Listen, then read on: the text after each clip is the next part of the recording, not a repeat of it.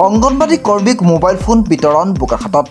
ৰাজ্যৰ আন আন প্ৰান্তৰ লগতে বোকাখাততো অংগনবাড়ী কৰ্মীক বিতৰণ কৰিলে ৩৯০টা মোবাইল ফোন।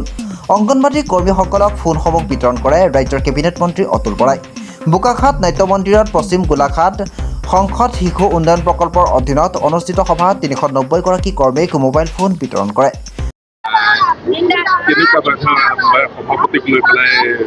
নাই এইবিলাক আগতীয়াকৈ চব বুজাবুজিখিনি চব ঠিকে আছে। ভাৰতীয় জনতা পাৰ্টীৰ লগত মিত্ৰতাৰে নিৰ্বাচনত বোকাখাতত অৱতীৰ্ণ হোৱা গৈছিল। ইয়াত কোনো মানে তেনেকুৱা কিবা প্ৰতিদ্বন্দ্বিতা হ'ব কিবা হ'ব এনেকুৱা কোনো কথাই নাই। জিলা পৰিষদৰ নৱনিৰ্বাচিত সদস্য গোৱালপাৰা আৰু আব্দুল ৰহিম জিব্ৰানে পদত্যাগ কৰিছে, সেইটোৰ লগত কিবা নহয়। তেওঁ জনাইছে যে মই দলৰ পৰা পদত্যাগ কৰা নাই, আৰু আচলতে তেওঁ ভাবিছে যে এই মানুহখিনিয়ে ভোট দি তেওঁক নিৰ্বাচিত কৰিছিলে, তেওঁলোকৰ আৱেগ অনুভূতিৰ প্ৰতি সন্মান জনাই তেওঁতো মুকলিকে এটা ষ্টেটমেণ্টেই দিছেতো। এই সম্পৰ্কত মই ভালকৈ তেওঁলোকক যোগাযোগো দি এইটো কৰিব পৰা নাই। মই ডেফিনেটলি তেওঁক অনুৰোধ জনাম যাতে তেওঁ এনে সিদ্ধান্ত যাতে বাতিল কৰে।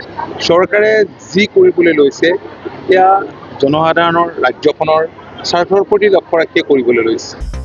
অনুষ্ঠানত মুখ্য অতিথি হিচাপে অতুল বৰাৰ লগতে বোকাখাত সমজিলাৰ আয়ুক্ত শিৱানী জাৰ্নেগল, পৌৰপতি ৰত্নেশ্বৰ বৰুৱা, জিলা সমাজ কল্যাণ বিষয়া দুদু দত্তকে ধৰি কেইবাগৰাকীও বিশিষ্ট ব্যক্তি উপস্থিত থাকে।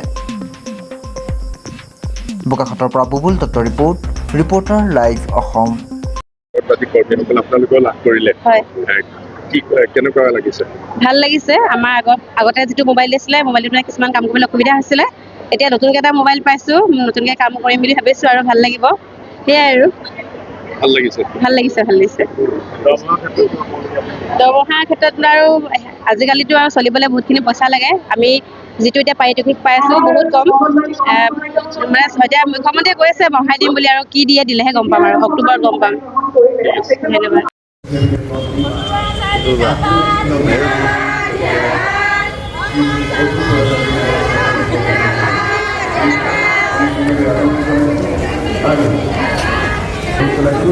লগতে বাইদেউ আমি তেখেতক আসন গ্ৰহণ কৰিবৰ বাবে অনুৰোধ জনাইছোঁ।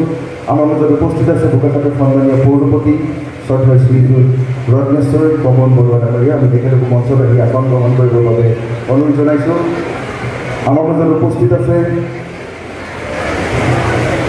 চক্ৰ বিষয়া দেৱাশী ডেকা বাইদেউ। আমি তেখেতকো আসন গ্ৰহণ কৰিবৰ বাবে অনুৰোধ জনাইছোঁ। আমাৰ মাজত উপস্থিত আছে জিলা সমাজ কল্যাণ বিষয়া দুদু দত্ত ডাঙৰীয়া। আমি তেখেতক আহি মঞ্চত আসন গ্ৰহণ কৰিবৰ বাবে অনুৰোধ জনাইছোঁ। আমি মঞ্চলৈ আমন্ত্ৰণ জনাইছোঁ বিশিষ্ট সমাজকৰ্মী আমাৰ সকলোৰে শ্ৰদ্ধাৰ। আমি মঞ্চলৈ আমন্ত্ৰণ জনাইছোঁ শ্ৰদ্ধাৰ শ্ৰীযুত ডাঙৰীয়া। আমি মঞ্চলৈ আমন্ত্ৰণ জনাইছোঁ আমাৰ